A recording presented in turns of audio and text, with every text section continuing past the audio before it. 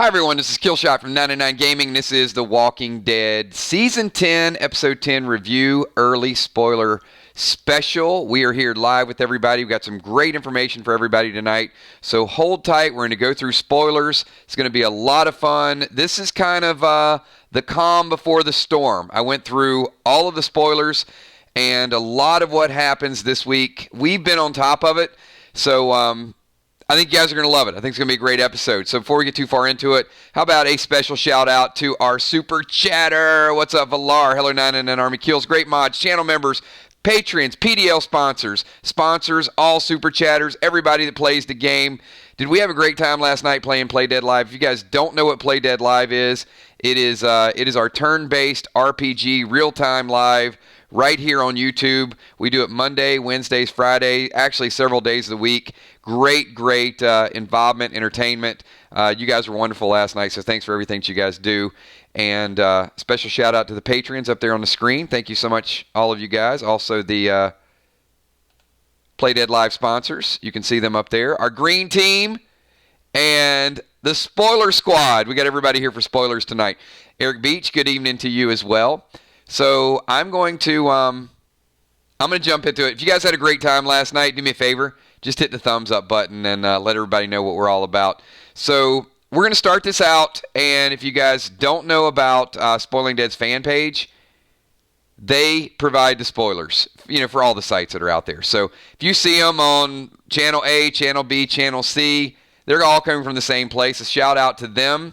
But we do it a little bit differently because we funnel it down, we give bold predictions, and then we use their confirmed information kind of as a cheat sheet or a checklist or a confirmation, whatever you want to call it. So who's ready to get into some spoilers tonight? I'm going to ask you guys, keep in mind, people watching the playback with the spoilers, try to keep it related. Your chats are going to be streaming all throughout the repeat of the video. So I know there's a lot of times people jump in and there's a whole lot of other things that the conversation veers and goes in 20 different directions. But this is going to be probably 15, 20-minute video, straight spoilers. So get all your thoughts and comments included in this. And if you guys are ready, here we go. So the first question they had asked was, has Negan completely converted to the Whispers? Thank you so much, Christmas Girl. Excited. Usually listen on my hour commute to work. Well, hopefully it's a good commute. Glad I can accompany you on your way to work. Good stuff. So this has been a topic we've talked about for a couple of weeks, right? Where is Negan at? Where is his loyalty at? And our audience is kind of divided. Like some of you are saying, for sure Negan is going to save the group. Some people are saying, nope, he has betrayed the group. And then a lot of us are saying, look, we know he's going to come around eventually, but he's got to play that role till the last possible minute. Well, I am pleased to tell you that I think all of you who have said exactly that he's playing the role and we need to be kind of unclear about where his loyalty is until the last minute. Those of you that said that, you're right. Because here's what they're saying. Has Negan completely converted to the Whispers? What do we see that shows which side he's really on? They're saying yes.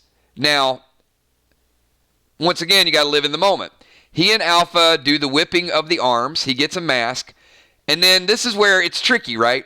The only thing that could allude to his allegiance is that he keeps telling Alpha, instead of destroying Alexander and Hilltop, we can get them to join us. So, a little bit of an odd story, right? Alpha wants to destroy them. Negan is kind of talking in her ear a little bit saying, hey, let's get them to join. Let's get them to join. Maybe, they'll see the light and they'll abide by the rules. So that to me looks like he's going along with the ride, but something is going to happen, probably Lydia related or Judith related, as we predicted, that's going to kind of steer him in a different direction. So how does everyone react to the cave situation? As question number 2. So it says there's just not a lot of reaction to it and no scene of specific announcement. Just Kelly and Aaron talking to Yumiko and Luke about getting ready to go back out to look for them. And then when they're doing that, they're interrupted by Daryl and Lydia saying, hey, my mother's coming. So it looks like they're planning a rescue squad But then we find out that Alpha is attacking before they ever get a chance to do that. All right. This is something that we've kind of talked about a little bit. So the kiss, the Eugene and Rosita kiss. Some people said they thought it was a dream. They thought that Rosita could be dying and it's an angelic image in the background. So that's not what it's about at all. I'll get to that one second. E-Beach, we'll certainly jump around to Judith and get some of that conversation in chat. Let me get through a couple more of these spoilers. So the Eugene and Rosita kiss is supposed to be a real kiss. But it's typical Rosita. This makes perfect sense. I don't know why we didn't get this. So Rosita dares Eugene to kiss her. And because she knows that Eugene has this interest in Stephanie. So she's basically going to tempt him, right? Like the apple in the Garden of Eden. And she says, I dare you to kiss me. And to prove that he's not into this girl, Stephanie. So he leans in and he's about to do it, and he can't do it. So he can't kiss Rosita because he does have these feelings. And he says that he ends up not kissing her, and he tells her that, well, this is a special kind of peculiar. You want to kiss someone and you never met them. But right now, I think it would be very presumptuous of you to challenge me when I know why you're challenging me to that particular dare.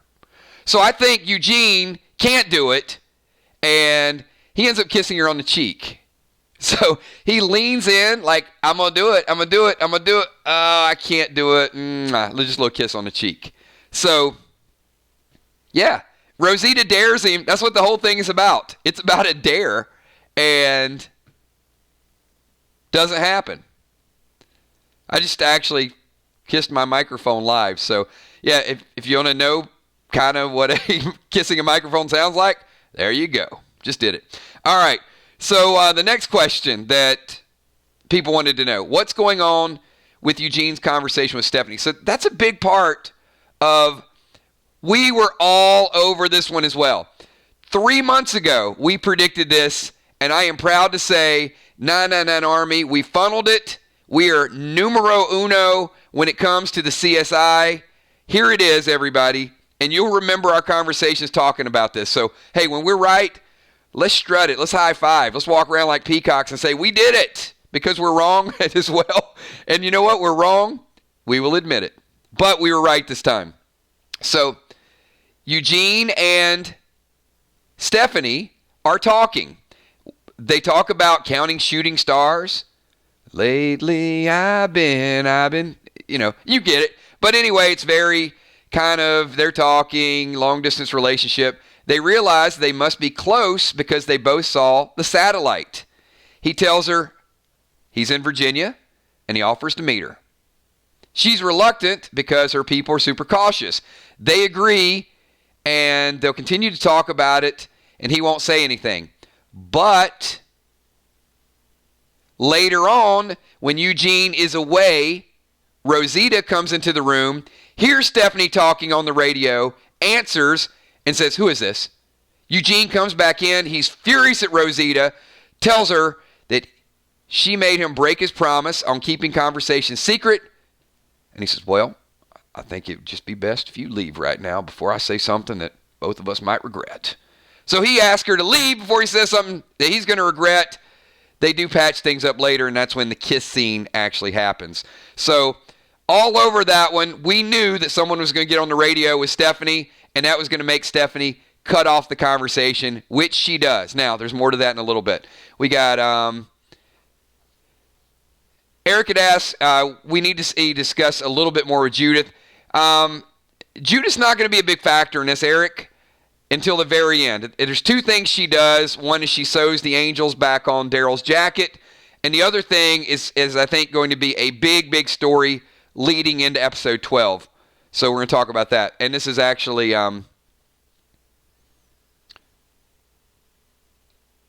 coming up on 11. So need to modify the title. Sorry, guys. I was in a hurry. Any spoilers on who is playing Stephanie?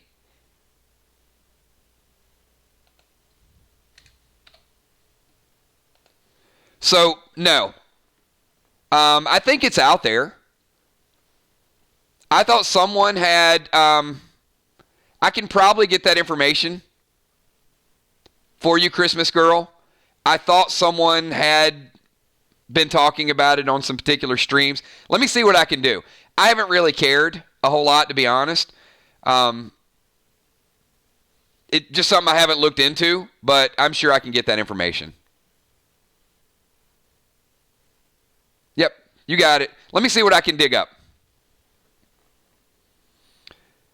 All right, as I mentioned, Eric, does Judith repair Daryl's vest by replacing the missing wing? Yes, she does. Doesn't see her doing it, but she does tell Daryl it's for luck, and he's really happy about it. And apparently we even get a little laugh out of him, so he's very happy about it. Still, 3 episodes in, no confirmation of Dog. Where's Dog? I mean, they're just avoiding that altogether. Like, our fans want to know where Dog is.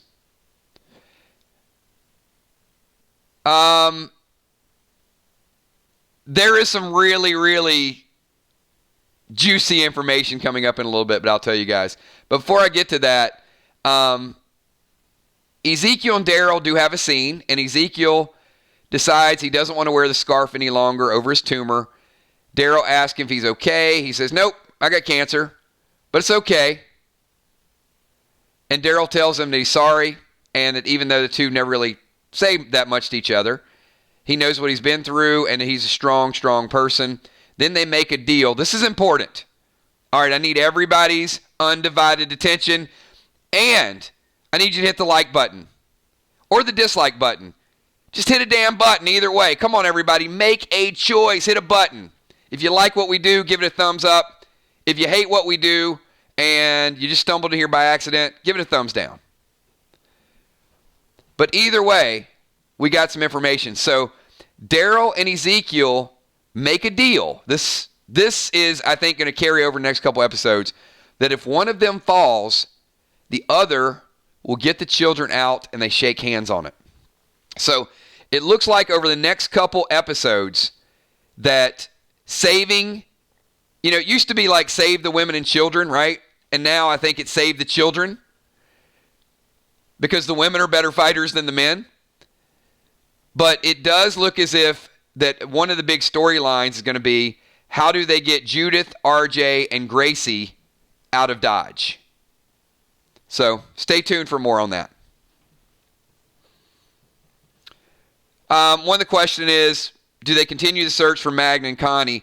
So we know they're in this cave, and we know that they're running out of air if they're still alive. But Alpha and the Horde are coming, and they decide that they have to stay and fight.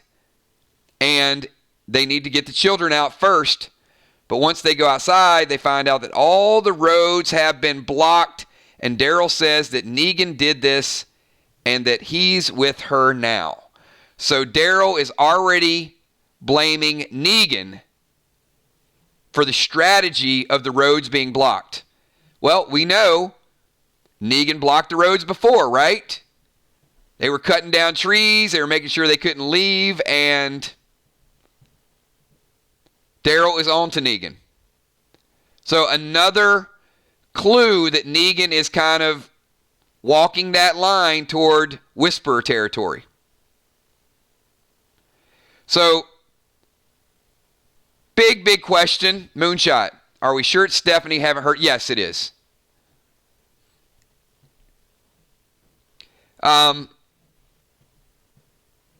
Do we see do we see the battle begin at the front lines of Hilltop? Does anyone die? So they say we only see someone burned alive, but we don't see who it is. So that's about the first 9 questions. Let me take just a brief second and pause once again and say these spoilers are provided by Spoiling Dead's fan page. We're not taking any credit for their spoilers and their sources. So you guys know we're pretty forthright with that. We we don't care if we're the first people to get spoilers out there. That's not really, what our game is. We're not a spoiler site. We're a Walking Dead site. We're a discussion site. We're a gaming site. We're a community. We love social gaming. We love talking about shows, Fear the Walking Dead, analyzing it, breaking it down, characters, predictions. And then we do use the spoilers because we want confirmation of how it's going to go down. So we certainly appreciate the people out there and appreciate all of you guys that are watching for spoilers. But just want to give an overview of what's different about our channel than other channels that are out there. And hopefully you guys like it. You like to hang out with us. It's a great group. And if you do, subscribe, become a member, hang out with us, sing, do whatever you got to do, right? All right, got a couple super chats in here. So we got Christmas Girl. Could that mean Daryl didn't let him out? Well, not necessarily. I mean, you could look at it a couple different ways, right? It could also mean, Christmas Girl, that Daryl did let him out, and he let him out to do something about Alpha, and then Negan betrayed him. So I don't know if it really gives us I see where you're coming from, and I would lean toward what you're saying. I would say it probably means that Daryl didn't let him out, but I don't know if I can draw 100% of a conclusion from that, because it could also be Daryl saying, hey, I don't care if he is sorry. I just don't trust that son of a bitch. It could be Daryl knowing Negan is Negan, and he's always going to do something about himself. So we got Ben the Tin Man. Oh, same question. Does that hint that Daryl let Negan out? It's great. All right. We had 2 super chats, the exact opposite. Point made. I should have just read both super chats at the same time, and they would have canceled each other out. But yeah, you can see both perspectives. Great. I love it. Will the Bill. There's no way Negan is going full Whisperer. Negan will be the most loved and popular character before the season ends in my ledger. Facts. Will, you very well may be correct, but it still does not change the fact that they're going to play neutrality as long as possible in the story and in the minds of as many viewers as will believe it. And as I said, I have to put blinders on. I have to make myself believe that there's a chance that Negan could be bad, even though I know he's not going to be. I have to make myself neutral to fully appreciate what the writers are trying to do. Does that make sense? I got to be unbiased, which kind of makes me biased at the same time. Deadly Dime seconds that. Sheila Beasley, sending love to the 999 Army. So thank you for that. Both Dimes and Beasley, and also Will the Bill super chatting it up. But I don't disagree. I do disagree with the second part of it, that Negan will be the most loved character on The Walking Dead. That I don't feel like that's going to happen. In fact, I don't think it's ever going to happen. Especially when Maggie comes back. But, Negan hasn't stopped to think about Frankie dying, I guess, or Laura, any of the above. Or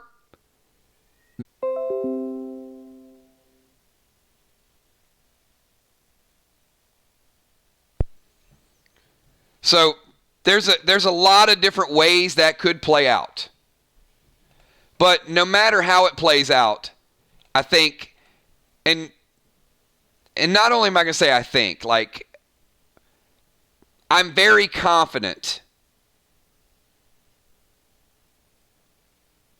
that the writers are trying to get us to not just fall for the comic story hook, line, and sinker.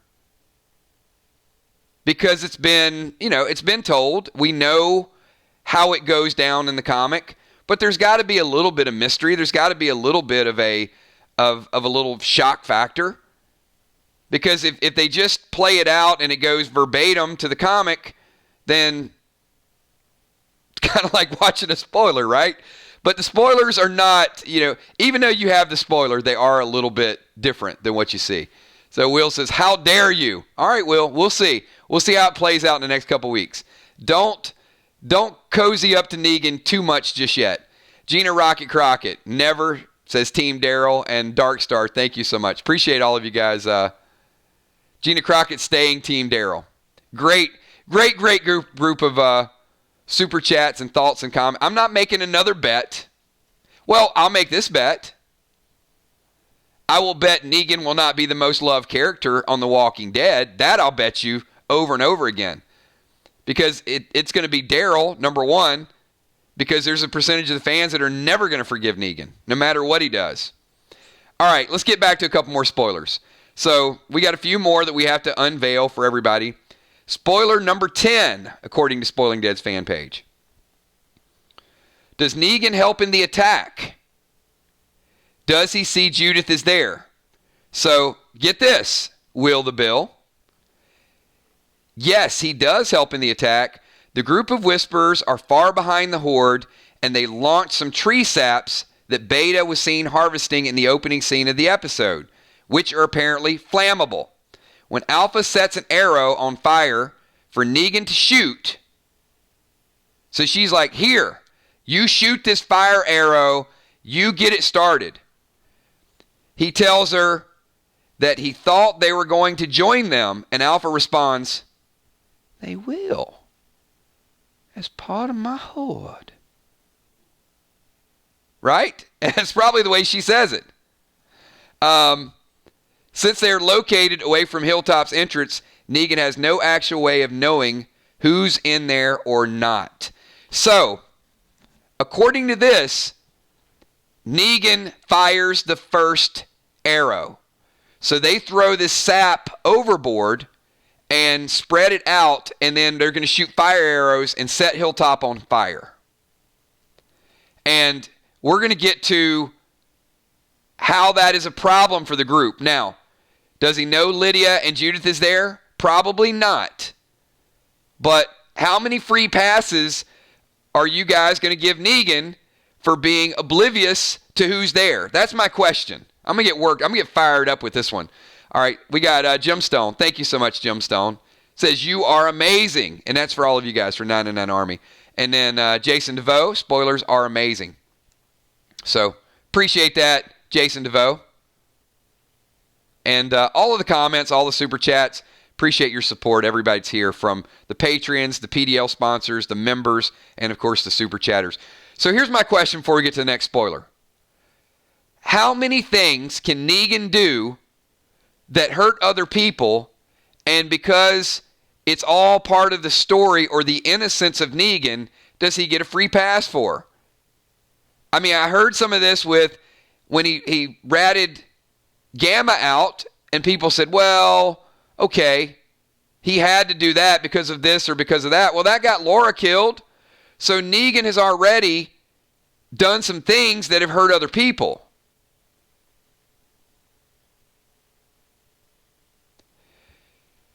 So he's certainly trying to gain her trust, but in doing so, there are people being sacrificed. Now, what if that arrow... Yeah, here's my follow-up question. There's a lot of what-ifs, right? Thank you so much, Amy Bones Ferrero. Best Entertainment Channel, 999. Appreciate that. That's high praise. It's a nice commercial. Deadly Dimes. Kills, what do you want to bet that Negan purposely misfires that arrow? All right, so Deadly Dimes, that's a great point. But, okay, if you want to play in hypotheticals, we can do that.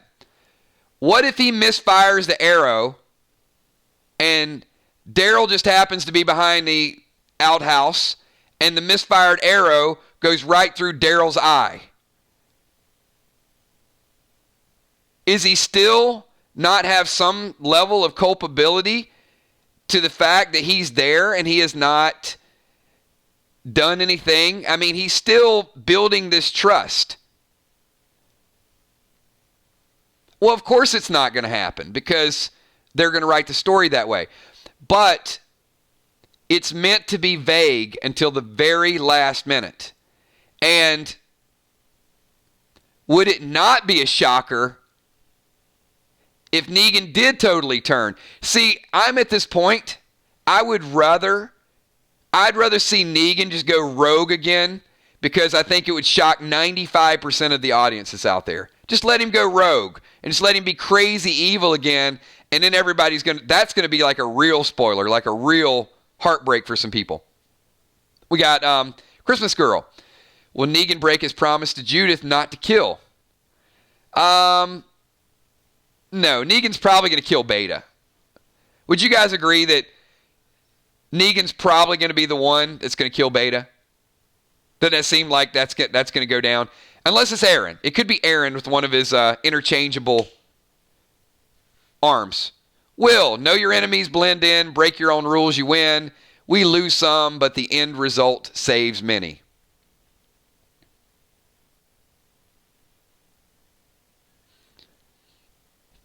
I don't know, Will. I don't know at the end of episode 7 or season 7 if that was the general consensus of Negan. I don't know Maggie's going to agree with you.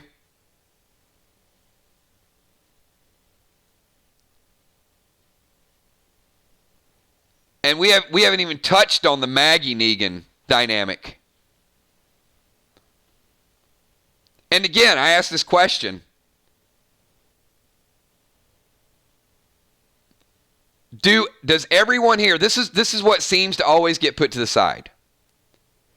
How many people in this stream see Maggie coming back and Maggie and Negan coexisting? See, for every great Negan story that we talk about and how it's going to be all kumbaya and warm and cuddly and Negan saves the world, I still have this big problem of Maggie coming back to the show and thinking that the two of them are not going to be next door neighbors, that the two of them are not going to be friendly. So if you've got Lauren coming back to the show and you've got Negan, who probably makes more sense for him to be on the way out if she's on the way in based on what his story has done, it's a very hard sell for me to see those two coexisting. So I would agree with a lot of can he be fully redeemed? Maybe. But can Maggie fully redeem him? That's the problem that we're going to have. Bonnie says, Negan. Everyone knew my name. Everyone did know his name. And it is continued to cause problems long after those people have gone, right? We even saw it this season. Amy Bones Ferrero, no way. Maggie was okay with him suffering in a cell for life. I mean, they're great, great chats. They're great debates, great things that we could break down in psychology. But, and I'm not going to say the writers have a problem, because I think they're going to move on from him.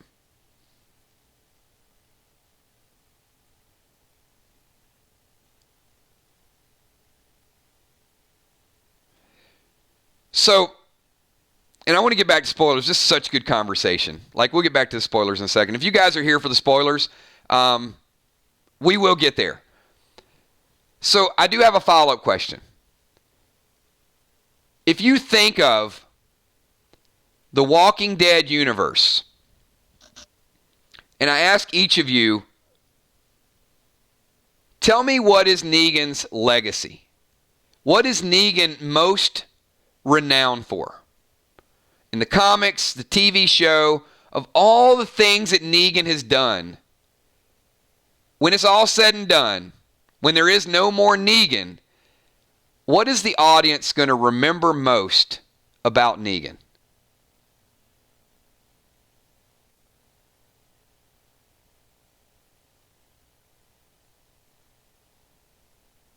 So, with that being said, if you're Jeffrey Dean Morgan, or if you're Robert Kirkman, or if you're Scott Gimple, or if you're Angela Kang, do you really want to fully redeem him and have his legacy be something different than what it's supposed to be? Think about that for a minute. I mean, take our selfish motivation out of it, right? The selfish motivation is We need him. We want him. We want him to be back fully redeemed. But at the end of the day, when he's gone, if his new legacy is that,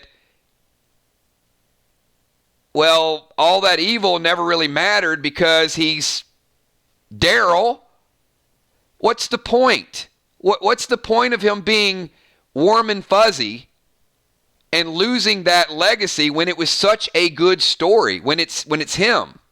So just another tidbit, something else to kind of think about. Careful what you wish for. And I agree. Christmas Girl says killing Glenn. So I think there always has to be more of that as his legacy than what we're seeing right now. And most people would say that his arc is done. He's lived out that phase. He's going to get to the point with Alpha, and then, he does have more story. Now, some people might argue that his legacy was killing Alpha. And if you say that, then yeah, I'll give you that as well. But you got to be careful how much you redeem characters without giving them that, showing the path of evil turning to good and making that like just a common theme, because it's played, right? It happens quite a bit. All right, just wanted to ask that question. I'm not saying it's right or wrong, which side of the fence you're on with that, but these are just the type of questions that I spend most of my day thinking about. Like, how's Maggie going to react? What are we going to think about Negan? Could Negan leave in a spinoff? Could Negan go to another Walking Dead universe? Could Negan see the Whispers as a resource and nobody's going to want these Whispers?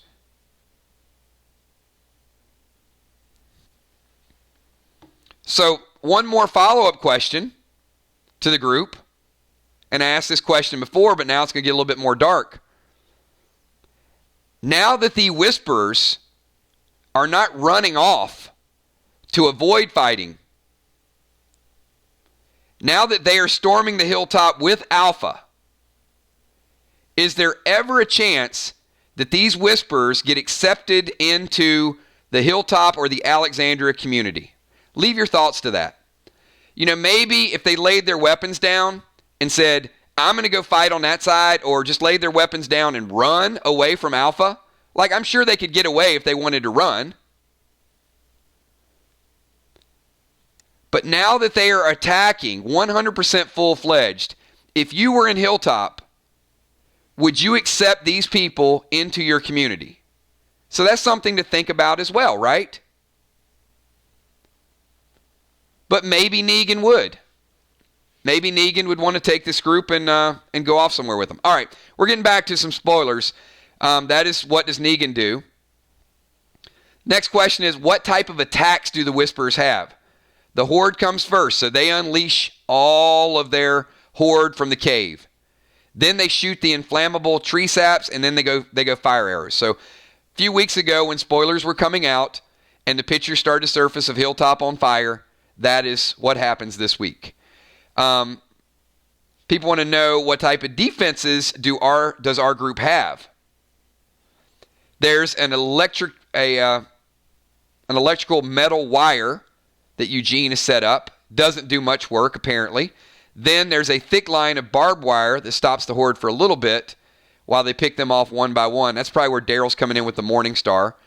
And then one group in front using the melee weapons, and another group in back using arrows. So they are set up with their shields. So they got electric wire, then they got some barbed wire, and then they got, they're stabbing them, and then they got their front lines. So they're as prepared as you can get, but there's a lot of them. We got Tombstone. What would Rick do? Would he accept them? Well,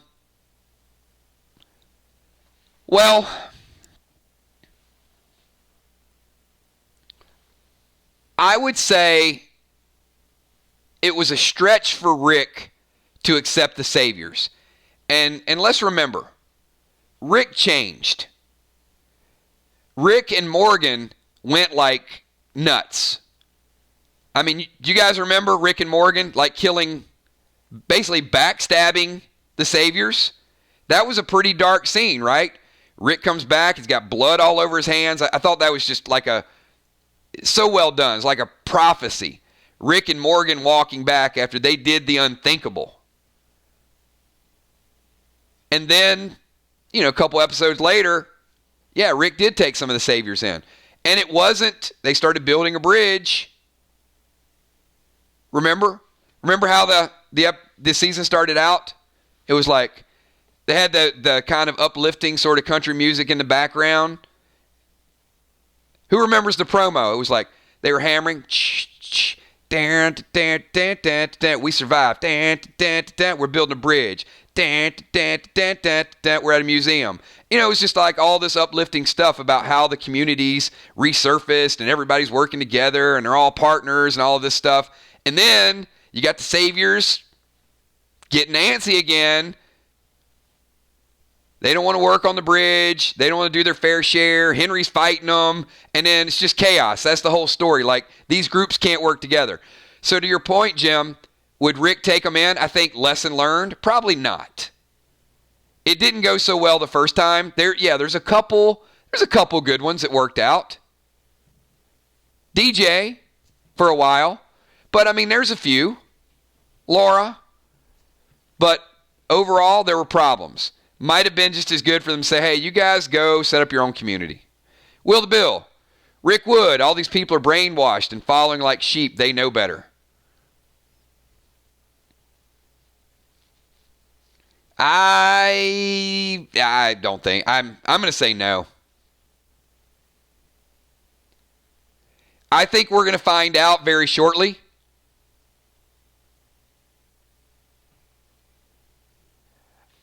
See, here's the thing.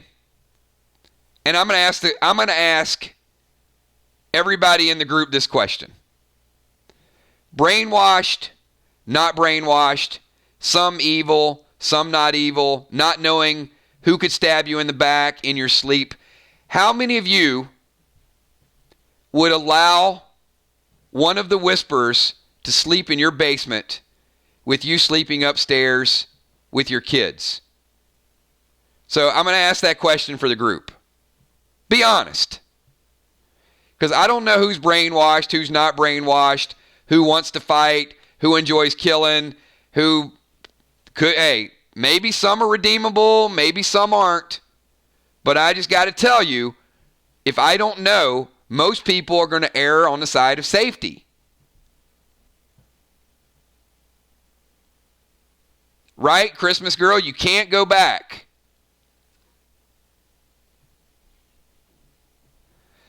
I would say most people in chat, if you're reading, that's being completely honest, most people are saying no.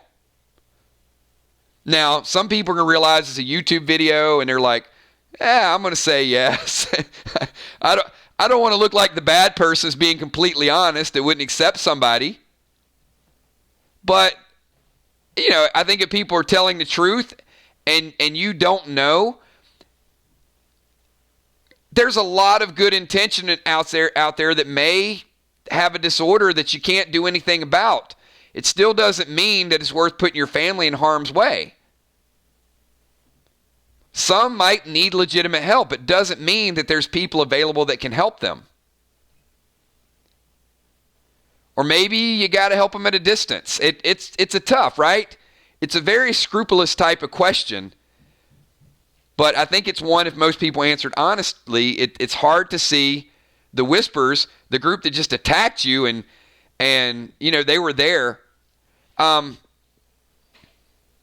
Let's break that down a little bit too.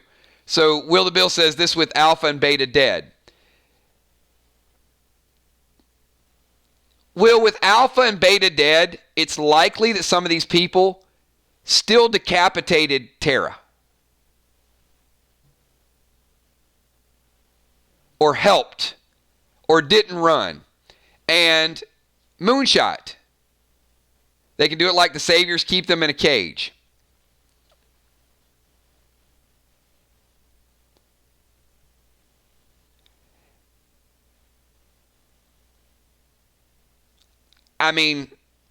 It's a very divisive type of question, But the fact of the matter is, I would like to see, I saw, you know what the Saviors did?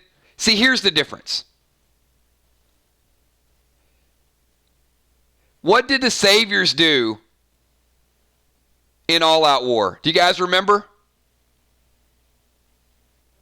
Gina Crockett, I wouldn't sleep with any stranger in my house with my children inside. Fair point. The Saviors, hey, they drank the Kool-Aid too. They were right there with Negan. What did the Saviors do though? The Saviors started putting their weapons down. They gave up. When that went down with Negan and with Rick and Eugene and Maggie and that group, they were not so far gone that they couldn't surrender. The Whispers, that's a whole different element. So you're also saying that without Alpha and Beta, are the Whispers still mentally able to live a normal life? And if they're not, what happens if they go back to that point? What happens if somebody becomes the next Alpha? That would be my concern as well. Not just are they acting in a sane manner, but are they so far gone that they can never come back? And is that worth putting other people at risk? It's a tough question. It's a very tough question. We got, Will, under the fear of ending up like them, look at Sadiq. I would say, Will, to bring closure to it, to each their own. And that is a question that I don't think an entire audience is ever going to come to a consensus on. Some people are going to let them sleep in the bedroom right next door. Some people are going to help them, and it's going to be a success story. Some people are going to get murdered in the middle of the night, and it's not going to be a success story. So I don't think there's a black and white to it. I think you're going to take what level of risk you feel comfortable with. And if I'm a leader and I'm trying to sell this to a group of people, I got to be very careful of who I let inside, whether they're the termites or the wolves or the saviors. You're answering a question for a lot of people. There's a huge responsibility for that. That's different than, lending a helping hand to somebody. You're talking about the responsibility of an entire community. And with that, and then you're going to say that they didn't even trust Negan and they kept Negan locked up, but then they're just going to trust these other people that they know less about than Negan? I don't buy it. I think that if they don't even trust Negan, they're not going to trust the Whisperers. It's a totally different scenario. Get to a couple more spoilers. So we got, do we see RJ? Yes. RJ is there when they were putting the kids in a carriage trying to get them out. Judith, RJ, and Gracie. Carol and Ezekiel have sex. Yep, I said that. That's actually not the sex scene, but there's actually a funny scene between Carol and Ezekiel. So Carol sees Ezekiel's tumor. Then they do have sex. After they finish, Ezekiel asks if that would have happened on any other night if they didn't know that they were going to die that night. And then Carol says, wait, we're going to die tonight? So, they kind of get back to that old conversation. It shows it's not that awkward, uncomfortable passing, like when Carol came off the boat and Ezekiel walked by. My lady, how have you been? It's not that. It's kind of Ezekiel, hey, would we have got back together if we weren't going to die? And then Carol, that's a great Carol response. Like, wait, we're going to die? I love it. I love that exchange. I think it's good, especially with everything that Carol's going through. Now, I know a lot of it's self-imposed that Carol has brought. She's doing it, right? But you know what? If we can give Negan a break, we can give Carol a break. I find it ironic. Actually, you want to hear the ultimate? Can I have 60 seconds of your time? I'll get back to the spoilers. And I appreciate some people said, hey, this conversation is spark. So thank you. Appreciate that. Because I do like to get off on a psychological tangent every once in a while. But if I can have 60 seconds of your time, I want to give you like the ultimate in irony. And it's bizarre as well.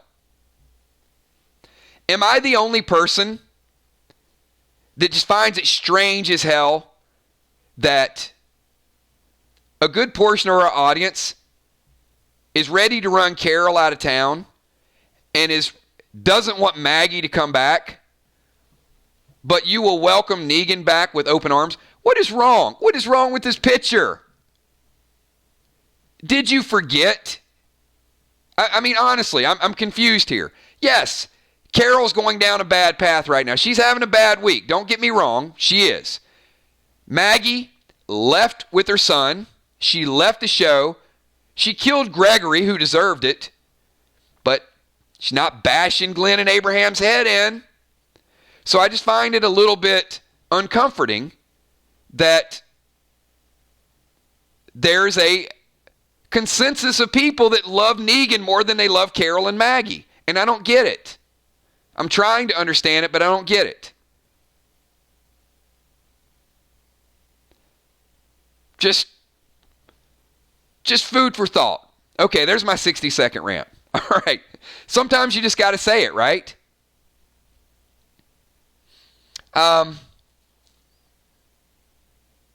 Is there any news about Michonne? There is not. But Judith does try to reach Michonne over the radio, and she says, Dato, which I guess is code for, it's a sword reference. So that is their secret code where she's trying to radio, but we don't hear a response.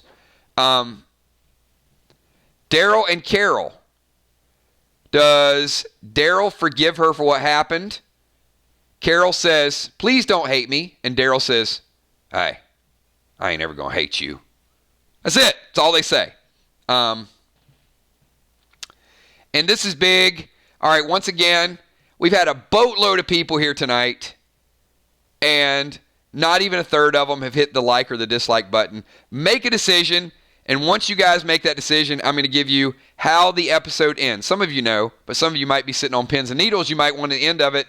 So hit the like button, hit the dislike button, and then we're going to get to the final. Will the Bill, I apologize, kills. I just know you don't have to apologize. I love the opinion. Don't ever apologize for making a strong case or making a debate. I am here to debate. But at the end of the stream, it was a good chat, right? So Will says, I just know Rick was all about let's live and work together. Some of the saviors stepped up. I believe some of the whisperers could do the same. I think Gamma could. But, Will, I would also say they need to step up before they start killing people. Like, for me, now would be the time if you're a whisperer. How many people have seen the movie Tombstone? If you've seen the movie Tombstone, Will, I'm going to give you the ultimate response to your reply, your response there.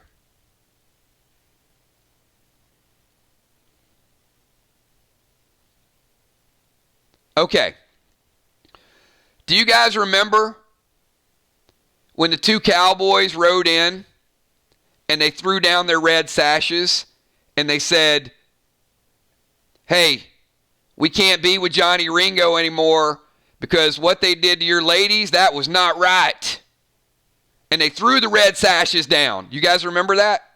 They changed sides in the middle of the night. Not the I'll be your Huckleberry part. I'm talking about when they rode into town and they took the red sashes off and they threw them on the ground. Okay. If the whispers throw their red sashes down and they help our group before they kill any more of our group, then you've got some redemptive qualities. But if you go into Hilltop and you murder more people, I'm not taking you in. It's too bad, too little, too late. You got to show at least some element of being redeemable. And if you storm Hilltop and you start firing arrows and killing innocent people, you kill Jerry, you kill Rosita, you kill Ezekiel, which they probably won't. But if you do, you don't get to join our team. You gotta be able to sever that relationship at some point. You follow me? You can't wait to kill everybody and then when you have no other choice, say, oh, well, here, I'm putting down my mask now because Alpha made me do it. You can't play that line until the very last moment.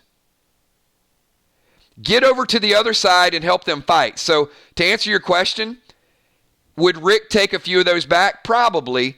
But now's the time that a few need to defect. So what I need to see this week and next week, I need to see 10 or 15 of them get over and help, and then those can be the ones that stick around, not the ones that are firing arrows at innocent people.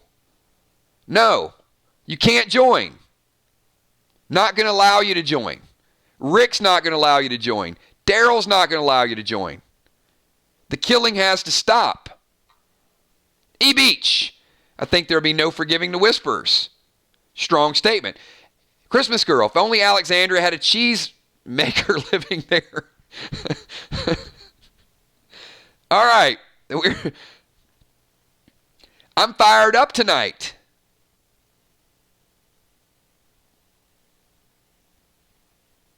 But we're having a lot of fun with the chat. But when Will mentioned that, the first thing that popped in my head was that moment in Tombstone. Now, I'm not saying they won't. I would love to see it happen. So let me tell you how the episode ends, and then we'll talk about whether or not that Tombstone storyline could play out in a future episode. So the way the episode ends, during the fight, the Whisperers start shooting all the tree sap, start some big fires. The Horde starts to breach the fence with the barbed wire. And Daryl and Aaron order everyone to retreat. So I'm going to read this as if you're watching it, because I want you to feel the failure. I want you to feel what Daryl and Aaron feel right now, and what Negan is doing with this fire, and what Alpha's doing, and what these Whisperers are doing. This is not to be glossed over. This is not something that we just win the war all of a sudden, and then everybody sits around a campfire and has marshmallows. This is serious business, what's going down right now. These flames have them pinned in. So the Whisperers shoot a bunch. They set Blaze to the back. This means everyone there is stuck between the Horde and the fire. The final shot is from behind Daryl. We see the back of his vest, one old wing and one new one, with the roaring flames in front of him on both sides of the wings. So the way it's going to pan out, Horde coming straight at you, fire on both sides and behind you. The group is completely pinned in right now. Now, maybe Negan helps them. Maybe somebody else rescues them, and you get some brownie points for it. But up to this point, it looks like a dire situation. Everybody is completely trapped. And it feels like the calm before the storm. It feels like they're going to charge forward, probably, and fight the walkers. And if they do that, that means people are going to die next week.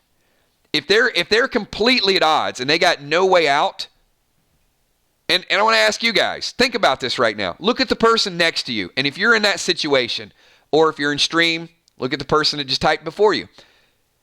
And you look at that person, and this is what I think is going to happen in episode 12. I think they're going to say, F it.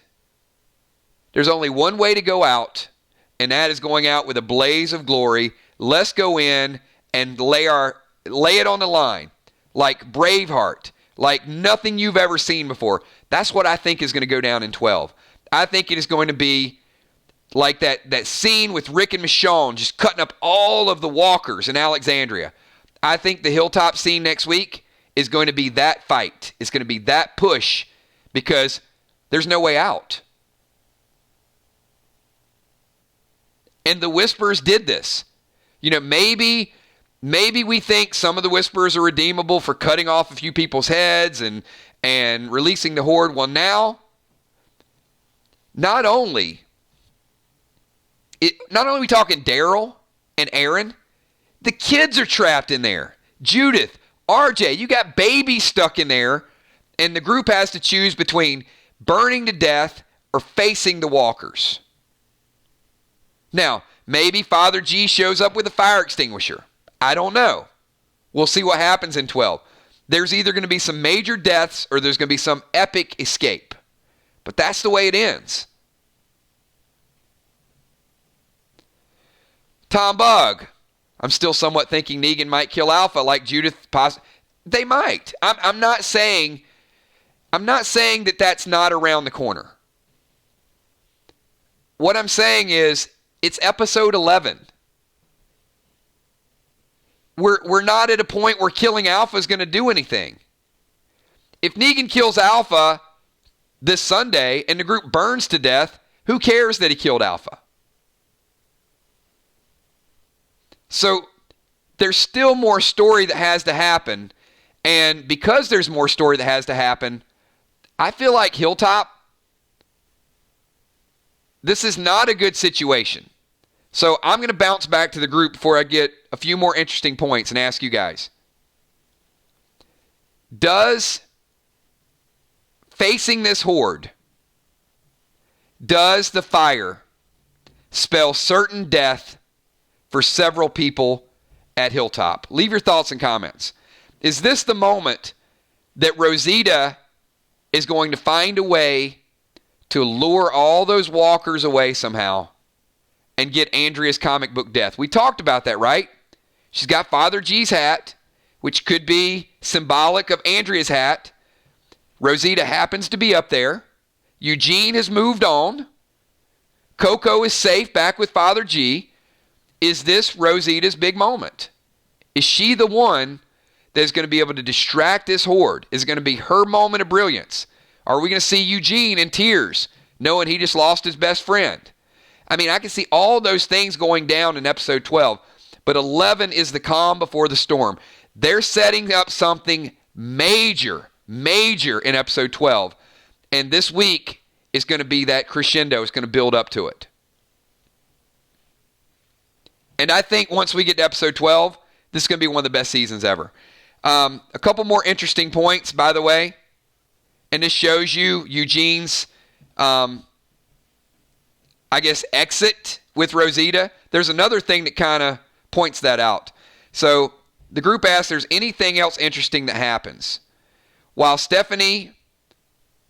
talking to Stephanie, Eugene is looking for a record because apparently there's a song he wants to play for her. He can't find it, so she tells him to sing it. And he says he can't without a string. Well, I can't sing it without a string accompaniment. So he doesn't. And then the thing happens with Rosita, and Stephanie stops talking to him. But later on, when the fight, listen to this. This is great. When they're about to fight, Eugene goes over to the radio, and he starts singing the song. He finally gets the courage to do it. So this tells you the fight's going to be a big deal, right? So he starts singing The Wild Wind Blows by Iron Maiden. And then Stephanie comes back on the radio, sings the rest of it, and she asks him to meet her at the rail yard in a week. So, if Rosita were to die, I also think that'd be a little bit more incentive. Rosita kind of told Eugene to go for it, right? When they were about to kiss, she's basically saying, you need to go find her. That is another ending that I think is a very appropriate ending.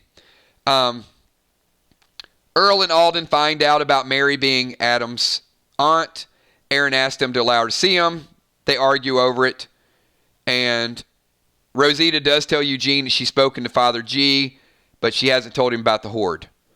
So, yeah, I got to tell you, Rosita's a goner.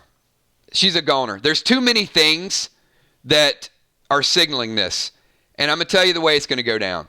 So, Dazzy says group's backed in a corner. Rick turns up in a helicopter. Just machine gunning zombies. That would. I like the concept. So, I just had this vision while we're talking about this. And all these facts, and when we funnel this, are screaming out, Rosita dies. So, let's think about what happened here. Rosita leaves Coco and Father G behind. All right, that's number one. Rosita has her own show, so that's number 2, sidebar. Number 3, Rosita gets involved in the Eugene and Stephanie situation, and she tells Eugene to leave and go for it. That's closure. She has a cute scene with Eugene. That's closure. She also has Father G's hat, and we're aching for Andrea's death, and there is a horde that seems like there's nothing they can do about it. So I think in 12, Rosita leads the horde away. She does it to save Coco and to save the group. It is her act of heroism. And this is the icing on the cake for me. She talked to Father G, but she never told him about the horde. Why not? And you're going to get, if you get goosebumps when I mention this theory, raise your hand. Because now it all makes sense. The reason she did not tell Father G about the horde is why.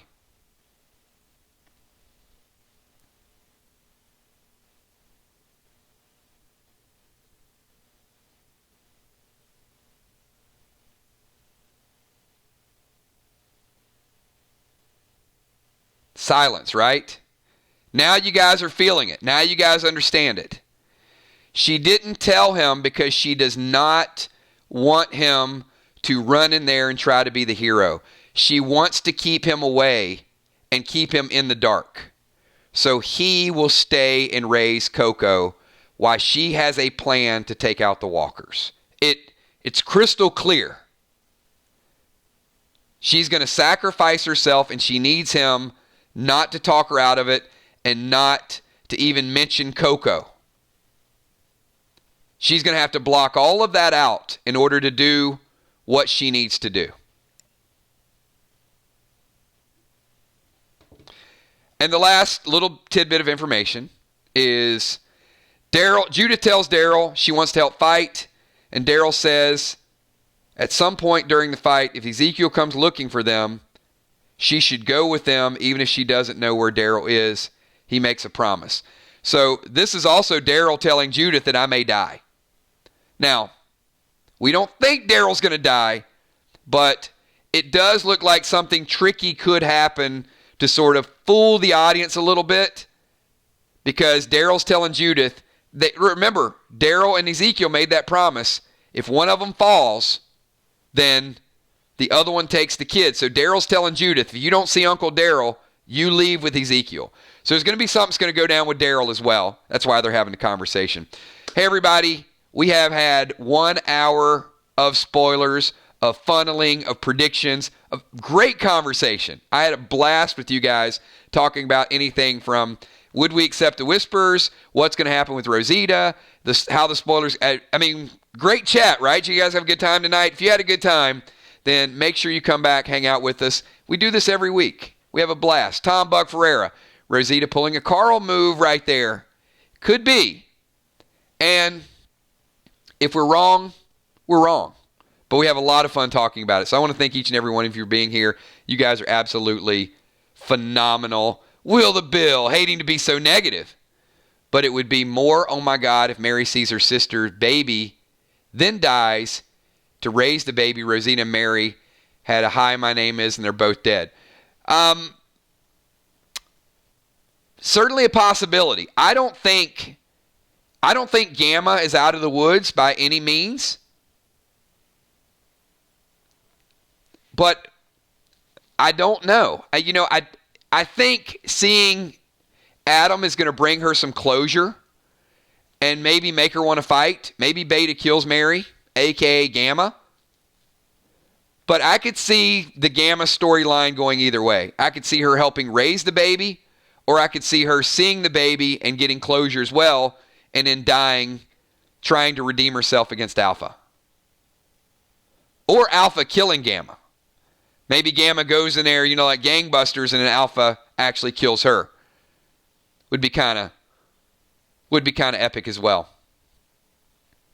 But great time, great chat. You guys are phenomenal. Real quick, just a commercial that I'd like to add for you guys watching the playback. Hang out with us. Tomorrow night, we're going to be doing our Play Dead Live solo finals. We have 4 finalists left, all female. The ladies are rocking the Play Dead Live universe. So shout out to Deadly Dimes, also to B-Dub, to Gemstone, and Amy Bones Ferrero. Phenomenal players. If you guys don't know what our game is all about, come check it out. We have a lot of fun, crazy scenarios. It's not your typical game. It's fun, but it gets goofy, it gets silly. You just got to experience it. And anybody's welcome to hang out, check it out. Friday 13th, we're starting back Chapter 3 of our own story. But we're not getting too far away from The Walking Dead. Hey, we're going to be right back here with you guys on Sunday for our Sunday night countdown, also our Sunday reaction. We do Walking Dead countdowns, we do reactions, we do bold predictions, we do recaps, and of course tonight we do the spoilers and a lot of stuff in between. So thanks for everything that you guys do.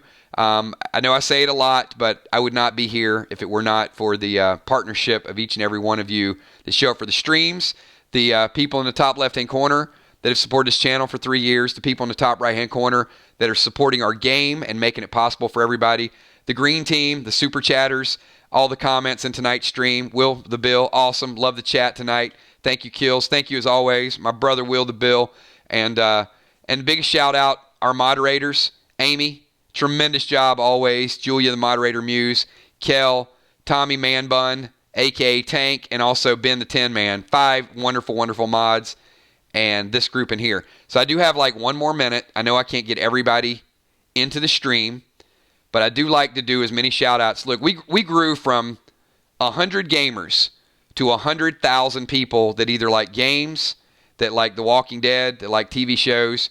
So if you guys can give me just a whole hell of a lot of 999s right now, I want to shout out as many people as I possibly can. So I want to say what's up to Jessica Gonda, Dead Shred, Amanda Tomlin, Angie Homan, Will the Bill, says, hold on, wait a minute. Charles Messenger, Miss the Ninja, Julia Muse, thank you so much. You guys are phenomenal. Gina Rocket Crockett, Scully, thank you. Appreciate you being here.